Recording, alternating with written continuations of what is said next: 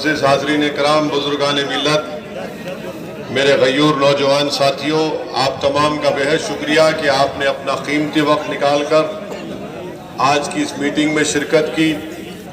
ये मेरे लिए बड़ी ही बाइज़ इज़्ज़त, बाइज़ फ़ख्र और ख़ुशी की बात है कि अल्लाह सुब्हानहू व तआला ने मुझे एक तारीख़ी सरज़मीन को भेजा और इस सरज़मीन का रेज़ा चप्पा चप्पा गवाह है कि जिसने इस मुल्क की आज़ादी के लिए यहीं से आवाज़ उठी थी।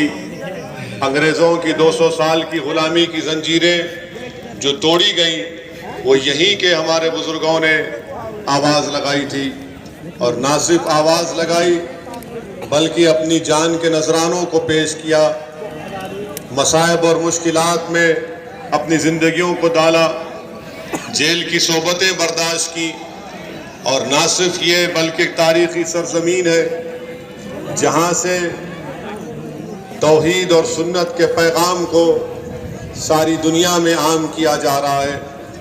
तो ये मेरे लिए बड़ी बाइज़ इज़्ज़त और बाइज़ फ़ख्र की बात है कि मैं इस तारीख़ी सरज़मीन में आया हूँ और आपके दरमियान में खड़े होकर मैं एक ऐसे खानवादे के जानशीन और उनके फर्जन के लिए आपसे गुजारिश करने आया हूँ जिनके बुजुर्गों ने इस मुल्क के लिए अपना सब कुछ दे दिया, सब कुछ लुटा दिया। उन्होंने अपनी ज़िंदगी के चैन और सुकून को बर्बाद कर दिया। उन्होंने इस मुल्क में टू नेशन थियरी को उन्होंने रिजेक्ट किया। मैं ऐसे ख़ानदान के एक चश्मो चिराग मेरे भाई मौलाना मसूद मदनी के हक़ में आपको वोट देने की अपील करने के लिए आया हूँ। और हमारा फरीज़ा है, मेरे अजीज़ दोस्तों और बुज़ुर्गों, इस ख़ानदान का एक बहुत बड़ा एहसान हम तमाम पर है। और मैं ये समझता हूँ कि अगर हम अपने वोट से यहाँ से विधानसभा से मेरे छोटे भाई मसूद मदनी साहब को कामयाब करेंगे, अब उमर मदनी साहब को कामयाब करेंगे, तो मैं समझता हूँ कि इंशाअल्लाह ताला हम ना सिर्फ उन बुज़ुर्गों को ख़राज अक़ीदत भी पेश करेंगे बल्कि हम दोबारा उन बुज़ुर्गों की उन लड़ाई को, उनकी क़ुरबानियों की याद को ताज़ा कर देंगे। क्योंकि आज इस देश में उन्हीं बुज़ुर्गों की लड़ाई की लड़ने की ज़रूरत है जिन्होंने इस देश को बचाया था, जिन्होंने इस देश को फ़िरक़ा परस्ती के जहर से छुटकारा दिलाया था। मेरे अजीज़ दोस्तों और बुज़ुर्गों, असदुद्दीन ओवैसी आपसे यही गुजारिश करने आया है कि 14 तारीख़ के दिन आप मुत्तहदा तौर पर अपने के वोट का इस्तेमाल करिए और आपको डरने और घबराने की ज़रूरत नहीं है। मैं तो बीजेपी की हुकूमत से और बीजेपी से कहना चाह रहा हूँ कि आपने यहाँ पर इस विधानसभा में ATS सेंटर बनाने का काम कर रहे हैं, मगर आप ये बताओ, मैं इस प्रदेश के मुख्यमंत्री से पूछना चाह रहा हूँ, उन दहशतगर्दों का क्या करेंगे जिन्होंने हमारी गाड़ी पर गोलियां चलाई थी? आप उन दहशतगर्दों का क्या करेंगे जो टोल बूथ के पास पूरे हथियार लेकर खड़े होकर हमारी जान लेना चाहते थे? क्या वो दहशतगर्दी नहीं है? बड़ी बड़ी बातें उत्तर प्रदेश के मुख्यमंत्री करते हैं कि काम भी और लगाम भी। आपकी लगाम उन लोगों पर क्यों नहीं पहुंचती जो देश के संविधान की धज्जियां उड़ा रहे हैं, जो देश की जमहूरियत को कमजोर करना चाहते हैं, जो गोली पर भरोसा रखते हैं, बैलेट पर नहीं रखते? आखिर इन लोगों के लिए इतनी नरमी क्यों की जाती है? मेरे अजीज दोस्तों और बुजुर्गों, 5 साल से बीजेपी की सरकार रही उत्तर प्रदेश में। इन्होंने इस विधानसभा में कौन सा विकास का काम करवाया? कौन सा ऐसा काम करवाया कि जहां से यहाँ के बसने वाले लोगों को कोई राहत मिली या उससे उनको कुछ फायदा हुआ? 5 साल बीजेपी को अगर मौका मिला तो इन्होंने वही काम किया जो समाजवादी पार्टी ने 2012 से 17 में किया था। मेरे अजीज दोस्तों और बुजुर्गों, मैं आपके दरमियान में इसलिए भी आया हूं कि आपसे गुजारिश करने के लिए कि ये मजलिस की हिस्सेदारी की लड़ाई है। आपको अगर अपना हिस्सा चाहते हैं तो याद रखिए, ना समाजवादी, ना बसपा, ना कांग्रेस आपको हिस्सा देगी। वो यही चाहते हैं कि आपको डराकर, आपको कैदी बनाकर आपके वोट को हासिल किया जाए। आप बताइए, उत्तर प्रदेश में मैं आपके सामने आदादो शुमार और डेटा रख रहा हूं जो ये कहता है कि उत्तर प्रदेश में मुस्लिम समाज सबसे ज्यादा नौजवान बेरोजगार है तो मुस्लिम समाज के हैं। सबसे ज्यादा अगर कोई गरीब है तो अल्पसंख्यक समाज के मुसलमान है। सबसे ज्यादा अगर बच्चे स्कूल से बाहर हैं तो अल्पसंख्यक समाज मुसलमान के। सबसे ज्यादा अगर कम किसी के पास 2 एकड़ जमीन है तो अल्पसंख्यक समाज के मुसलमान है। सबसे कम ग्रेजुएट है 3% तो अल्पसंख्यक समाज के मुसलमान है। आप बताओ फिर हमको क्या मिला? सिवाय डर के कुछ नहीं मिला। हम 40 साल से सिर्फ फिरका परस्ती को रोकने के लिए वोट डाल रहे हैं। हम 40 साल से सिर्फ हमारे तहफ्फुज़ के लिए वोट डाल रहे हैं। हम 40 साल से सिर्फ इनके झूठे दिलफरेब वादों पर भरोसा कर वोट डाल रहे हैं कि आपको आपका जायज मुकाम दिला दिया जाएगा। फिरका परस्ती इतनी उरूज पर आ गई कि बीजेपी के पास 300 MP जीत कर आ गए।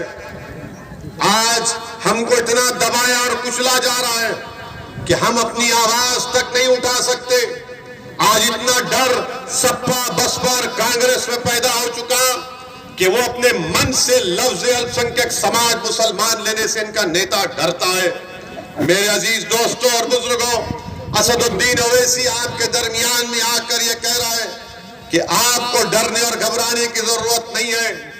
ये एक तारीखी मुबारक सरजमीन है जहां से आप लोग तौहीद की शमा को रोशन करते हैं, सुन्नत के पैगाम को आम करते हैं। तो इस सरजमीन से एक गुनाहगार आपसे अपील करता है कि हिकमत और मसलहत के नाम पर खुदा के लिए अब के बार बुज़दिली के मज़ारे मत करिए। डर के नाम पर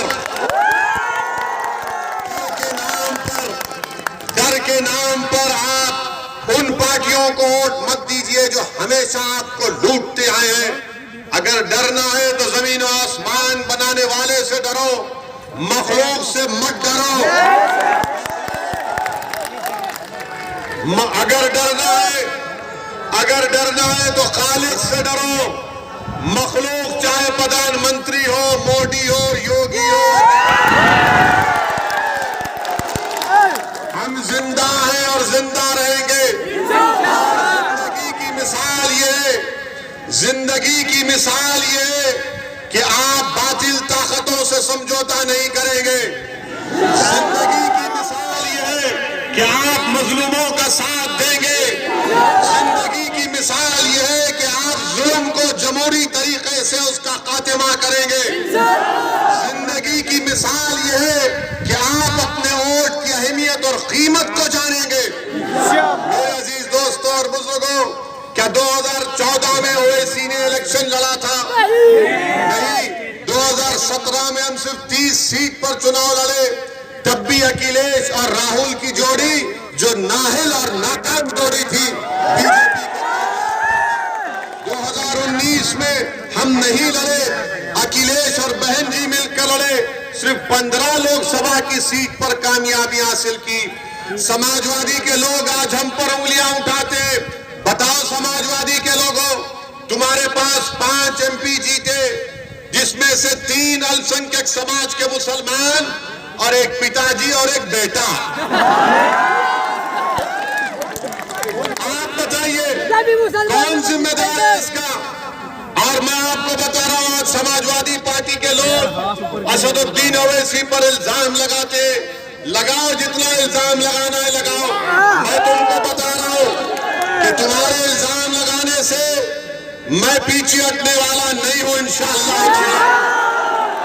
बल्कि मैं तो इनसे कह रहा हूं और उन जालिमों से कह रहा हूं जो ये समझ रहे हैं कि गोलियों की बौछार करने से ओवैसी डर जाएगा या जबान खामोश हो जाएगी।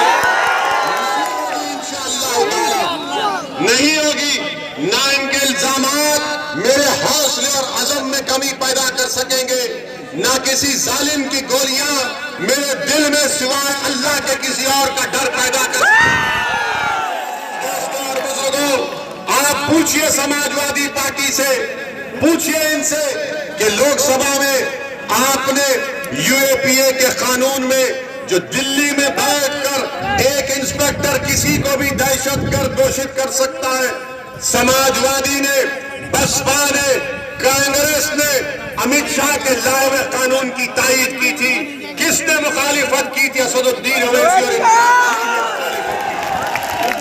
मेरे अजीज दोस्तों और बुजुर्गों, आपसे मैं अपील करने आया हूं कि डर कर वोट मत दीजिए, उमर मदनी को एक उम्मीद के नाते वोट दीजिए। और मुझे यकीन है कि उमर मदनी को अगर इंशाअल्लाह अल्लाह आपके दुआ वोट से कामयाब करेगा, वो ना सिर्फ इस विधानसभा के लोगों को मुतमईन करेगा, बल्कि अपने बुजुर्गों को भी वो शर्मिंदा नहीं करेगा।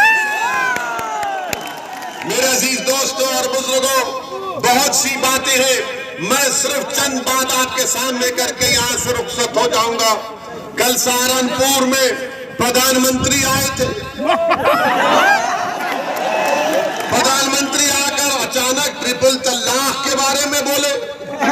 प्रधानमंत्री को अचानक मुस्लिम महिलाओं से मोहब्बत। मगर प्रधानमंत्री जी ये तो बताइए कि हरिद्वार, रायपुर, प्रयागराज, इलाहाबाद में जो संसद हुआ था, उसमें जो मुस्लिम महिलाओं के बारे में अनाप शनाप बका गया, प्रधानमंत्री आप अपनी जबान क्यों नहीं खोले? प्रधानमंत्री आप राज्यसभा लोकसभा में भाषण दिए, बहुत लंबा लंबा छोड़े, अगर आपकी जबान से उन बच्चियों का जिक्र नहीं निकला जो अपनी शनाख्त और अपनी गैरत के मजारे करते हुए इल्म के हासिल कर रही थी कर्नाटका में, जो हिजाब और निकाब पहनकर इल्म हासिल करना चाहती थी, देश के प्रधानमंत्री इस पर कोई तबसरा नहीं कर रहे। मुझ पर ये समाजवादी के लोग, मुझ पर ये बसपा के लोग और ये बीजेपी के दल्ले कह रहे हैं कि ओवैसी उत्तर प्रदेश के चुनाव में, उत्तर प्रदेश के चुनाव में ओवैसी ने हिजाब को ला लिया। अरे मैं हिजाब तो हटाने आया हूं। किसका हिजाब? जो सपा ने हमारी आंखों पर डाल कर, जो बीजेपी डर का निकाब डाल चुकी है, मैं उस डर के निकाब को उठाना चाहता हूं। मगर जो हिजाब और निकाब मेरी बेटी और बहन पहनती है, वो सुबह कयामत तक पहनती है। मैं सलाम करता हूं उस बच्ची मुस्कान की बहादुरी को, जिसके इतराफ में 10-15 लोग जमा हो गए, तब भी उस बच्ची ने जो बहादुरी का मुजाहरा किया, उसने बीबीसी को इंटरव्यू देते हुए कहा कि जब लोग जमा हो गए, सुनो, जो तुमको डरा रहे ना बीजेपी से, सुनो उस बच्ची के पैगाम को। उस बच्ची ने हमको पैगाम दिया, उस मासूम बच्ची ने हमको जिंदगी का मकसद बता दिया। उस बच्ची ने कहा कि जब 20 नौजवान मुझे घेर लिए तो मेरा दिल डरना शुरू किया, तो जब मैं डरती हूं मैं अल्लाह अकबर। अब तुम क्या करोगे?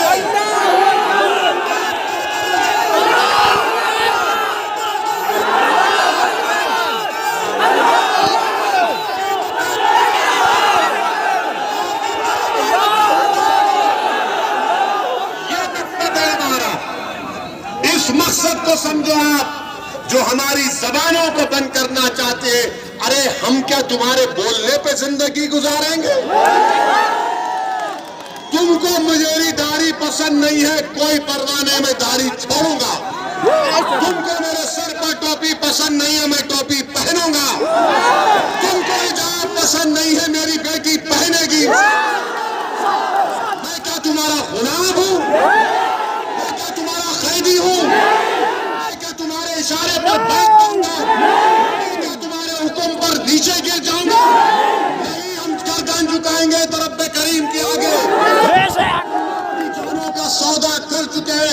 दुनिया में रहेंगे तो भारत के संविधान के तहत अपनी शनाख्त को बरकरार रख के जिंदा रहेंगे इंशाअल्लाह। मेरे अजीज दोस्तों और बुजुर्गों, अब जब हम ये बात करते हैं तो सपा बसपा कांग्रेस बीजेपी बोलती है, ओवैसी भड़काओ भाषण देती है। इसमें क्या बरका है? हम किसी के खिलाफ बोले, किसी मजहब के खिलाफ बोले?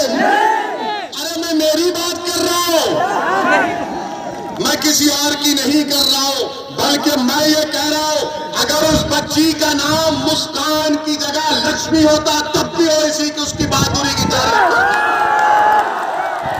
मगर ये लोग समझते नहीं है, ये लोग समझते नहीं है। याद रखो आप मेरी इस बात को, याद रखो कि समाजवादी पार्टी ने कल्याण सिंह को टिकट देकर लोकसभा पहुंचा दिया, आप खामोश बैठ गए मसलहत के नाम पर।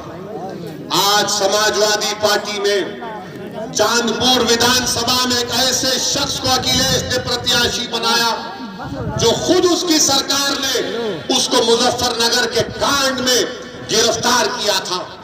हसनपुर से ऐसे प्रत्याशी को दिया जो खुद कहता है कि मैं आरएसएस का मेंबर हूं। आप बताओ फिर कौन फिरका परस्ती कर रहा है? किस बुनियाद पर हम पर इल्जाम लगाया जाता है? मेरे अजीज दोस्तों और बुजुर्गों, आपसे अपील कर रहे हैं कि 14 तारीख के दिन बेखौफ होकर पूरे इत्मीनान के साथ देवबंद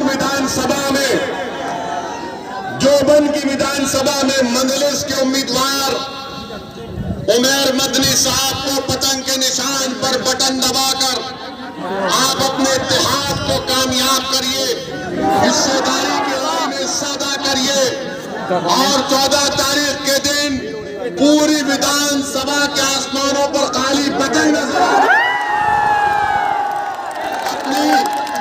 अपने इत्तेहाद के जरिए अपनी आवाज को, अपनी पहचान को उत्तर प्रदेश के विधानसभा में भिजाइए। मैं आपका शुक्रिया अदा करता हूं।